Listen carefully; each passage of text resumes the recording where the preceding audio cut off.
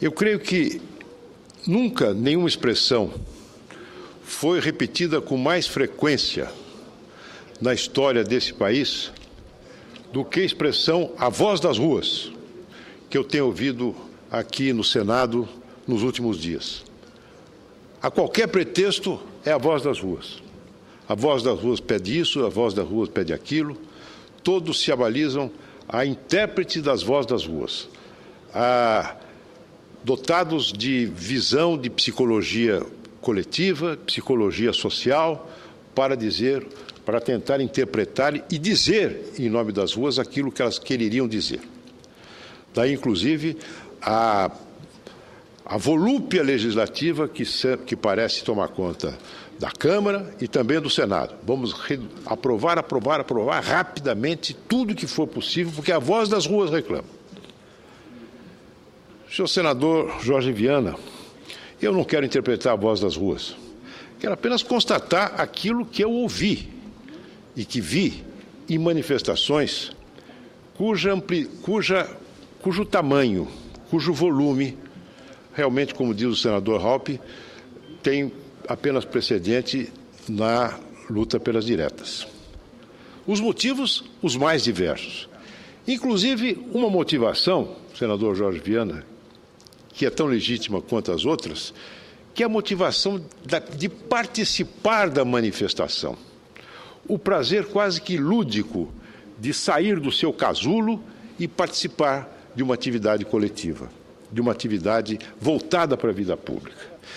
Mas os temas, na medida em que há temas identificáveis, são muito claros. É inconformidade com a corrupção, é exigência de transparência, é a indignação com o desperdício de dinheiro público na Copa do Mundo, é a precariedade dos serviços públicos, do serviço de educação, do atendimento à saúde, é a vida infernal em que se transformou a convivência nas grandes cidades, em razão, entre outras coisas, da insegurança e da precariedade dos transportes coletivos. E uma reclamação justa para que os governantes, todos nós, legisladores e governantes, assumamos a nossa responsabilidade. A responsabilidade de trazer solução para esses problemas apontados. E não é preciso fazer uma pesquisa de opinião pública para saber que são esses os problemas que a população brasileira mais sente. A inflação, que volta, serviços públicos precários, corrupção, falta de transparência, é o crescimento econômico pífio, são os empregos de má qualidade, é isto. Os manifestantes, alguns ordeiros, outros não, pedem exatamente isto. A presidente da República parece que ouviu uma outra linguagem. Ela entendeu que aquilo que os manifestantes pediam e que aquilo que a nação necessita hoje é de um plebiscito sobre reforma política. É claro que ela entendeu aquilo que era objeto das manifestações. Apenas ela quis desviar, ao lançar o tema do plebiscito, quis desviar a atenção da opinião pública, do povo, do mundo político, para o fracasso do seu governo em resolver a maior parte dessas questões. Apenas isso. Ela reuniu governadores e prefeitos de capitais e, ao final desta reunião, fez uma espécie de homilia em favor de pactos. Pacto da mobilidade, pacto da transparência, o pacto da educação, o pacto da saúde. Mas tudo isso era para inglês ver. No fundo, o que ela queria mesmo era enfiar a história, era introduzir o tema tão caro ao petismo, da convocação de uma constituinte exclusiva para fazer a reforma política. Tema repisado em sucessivas reuniões e congressos do Partido dos Trabalhadores. E a presidente da República foi nessa direção. Propôs, ainda que numa linguagem arrevezada, exatamente isso, um plebiscito para se instaurar um processo constituinte específico.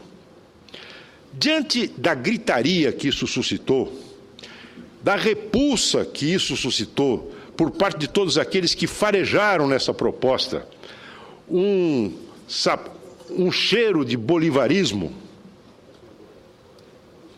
diante da reprovação do seu próprio presidente da República, vice-presidente da República, o constitucionalista Michel Temer, que viu nessa proposta uma ameaça de ruptura da ordem constitucional, a presidente, em 24 horas, recuou, não sem antes fazer com que o seu ministro da Justiça fosse tentar interpretar aquilo que ela havia dito. Ficou mais complicado ainda a interpretação do que a fala da presidente. Mas depois sobrenadou a proposta do plebiscito. Eu pergunto, se a presidente da República quisesse tratar efetivamente, com seriedade, o tema da reforma política, pergunto ao Senado, como há pouco perguntei a Vossa Excelência, se a presidente da República, que é uma mulher vivida, com experiência, uma mulher culta, antiga militante política, será que a presidente, até hoje, em 2 anos e meio de governo, não teve sequer uma ideia que ela pudesse socializar conosco, com a nação, a respeito de providências que deveriam ser tomadas para melhorar o sistema político brasileiro? Será que ela simplesmente tem um elenco de perguntas, não tem nenhuma resposta que ela já tenha formulado no seu foro íntimo e que ela deva, pela sua condição de líder da nação, expor à opinião pública? O que a senhora Dilma Rousseff prega, apregoa, preconiza para melhorar o nosso sistema eleitoral, partidário, de modo a torná-lo mais representativo, de modo a torná-lo mais propício à governabilidade? Ela anunciou aqui, quando tomou posse, há 2 anos e meio atrás, que um dos propósitos que ela acalentava e que queria concretizar durante o seu quadriênio seria reforma política. Todos nós aplaudimos. Só que ela falou isso e esqueceu, nunca mais tocou no assunto. Volta a falar em reforma política quando? Acuada por manifestações nas ruas, diante dos problemas crescentes da economia, de uma economia estagnada, às voltas com uma inflação que sobe, diante da queda da popularidade nas pesquisas, diante da insatisfação generalizada da opinião pública, ela agora descobre as virtudes da reforma política. E, em vez de dizer que reforma propõe o quê? Um plebiscito. Esse truque, eu já vi, e a história, quem conhece a história, conhece. A ideia de se fazer um plebiscito como um reforço de legitimidade de um governante cuja legitimidade está cambaleando. Eu não tenho dúvida nenhuma que virá nesse plebiscito, nós teremos, se esse plebiscito for convocado, a presença da presidente e do ex-presidente pregando as virtudes do financiamento público da eleição para acabar com a corrupção. Como se a corrupção resultasse da necessidade de financiamento público. Político que rouba, que faz negócio com o mandato, rouba para pôr dinheiro no bolso. Não é para financiar a campanha. Os senhores acham que a Rosemary Noronha fazia o que fazia durante 8 anos como secretária do gabinete da presidência de São Paulo para financiar a campanha? E o mensalão foi para financiar a campanha? Não, foi para comprar mandatos, para comprar deputados na Câmara dos Deputados. Por causa do sistema eleitoral? Não. Porque o presidente Lula, ao invés de fazer uma aliança em boa e devida forma, programática, com o PMDB, que ombreava com o PT em termos de maioria parlamentar, de número de deputados, em vez de seguir, inclusive, a orientação que naquela época era preconizada pelo ministro José Dirceu, resolveu fazer uma aliança do varejo, comprando deputados. E o ministro Dirceu foi um operador do sistema. Foi por causa do sistema eleitoral? Não. Foi por causa de uma concepção torta do que seja aliança política. O sistema político de hoje cria algum tipo de embaraço ao presidente da República para poder implementar as suas propostas, se é que propostas tem? Nenhum. Ela tem a seu favor 420 deputados. Tem uma maioria oceânica no Senado.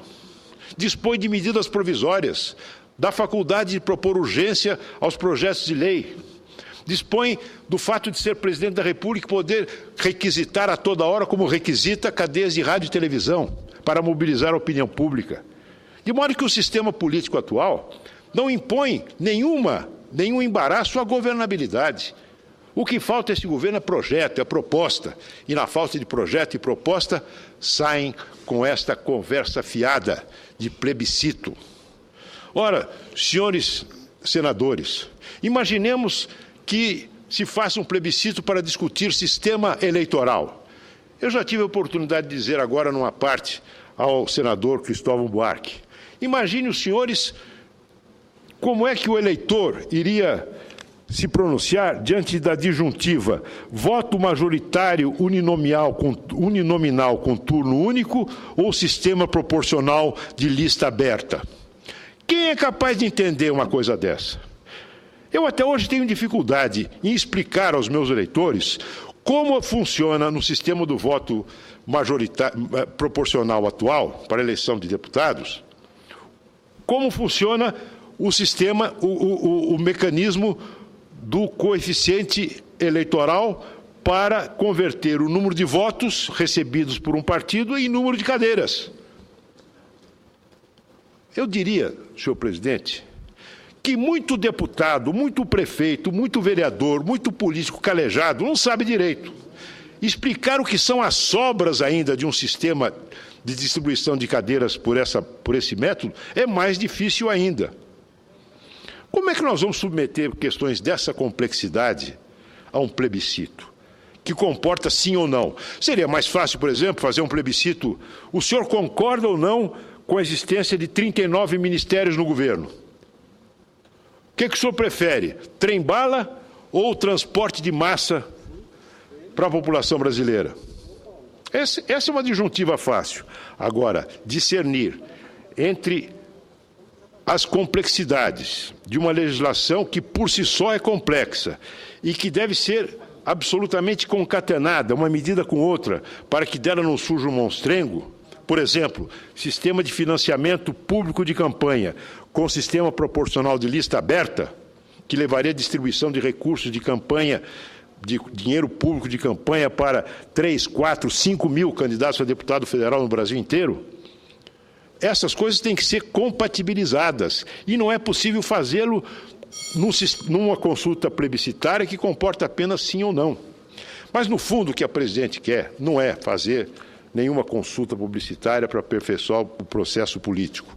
O que ela quer é desviar o foco, a atenção dos brasileiros dos reais problemas que o país vive e que o seu governo fracassou em tentar resolvê-los. Este é o grande objetivo. Reforma política, claro, eu me dedico a ela há muitos anos, como Vossa Excelência, como parlamentar, também, meu caro amigo senador Jorge Viana. Fui membro de comissões de reforma política desde os meus tempos, desde o meu primeiro mandato de deputado federal. Creio que algumas medidas simples poderiam ser tomadas para aperfeiçoar o nosso sistema político, como, por exemplo, acabar com as coligações em eleições proporcionais, para evitar exatamente que a pessoa lá em São Paulo vote no Tiririca em sinal de protesto e acabe elegendo o genuíno. Ou então, termos um sistema mais rigoroso de aumentarmos a barreira, digamos assim, a cláusula de barreira para a existência parlamentar, como condição de existência parlamentar de partidos. Essas providências dependem de maioria simples. O primeiro projeto já foi relatado, ao que me referi, pelo senador Raupp, e o segundo pelo senador Jarbas Vasconcelos. Por que não pensar alguns projetos como esse, simples, cuja aprovação daria um enorme traria um enorme desafogo, um enorme aperfeiçoamento para o nosso sistema político. Não, a presidente não está interessada nisso. Ela está interessada em fazer uma campanha eleitoral antecipada a pretexto de plebiscito sobre reforma política. E, com isso, tapar o sol com a peneira, esconder e varrer para baixo do tapete as mazelas do seu governo que suscitaram, em grande parte, as manifestações que sacudiram o país. Portanto, senhor presidente, eu venho à tribuna hoje, depois de ter assistido ao desencadeamento de uma operação de guerra no Palácio do Planalto, mobilizando 2 ministros, mobilizando o presidente, o vice-presidente da República, a presidente de uma atividade frenética, consultando os juízes do Tribunal Superior Eleitoral, numa atividade que ela poderia seria mais utilidade para o povo brasileiro se ela se dedicasse, por exemplo, a resolver problemas mais banais, acabar com a burocracia infernal que impede o surgimento de empresas, que dificulta o surgimento de empresas no Brasil. Por exemplo, não, uma atividade frenética para a organização do plebiscito, esquecendo a presidente da República que a organização de plebiscito e referendo são competências do Congresso Nacional, competências exclusivas do Congresso Nacional. E o que me espanta é que o presidente do Senado e o presidente da Câmara assistam a esta operação, esta enorme mobilização em que a presidente, inclusive generosamente, se dispõe a oferecer a pauta do referendo para o Congresso exercer uma atividade que é própria dele, Congresso.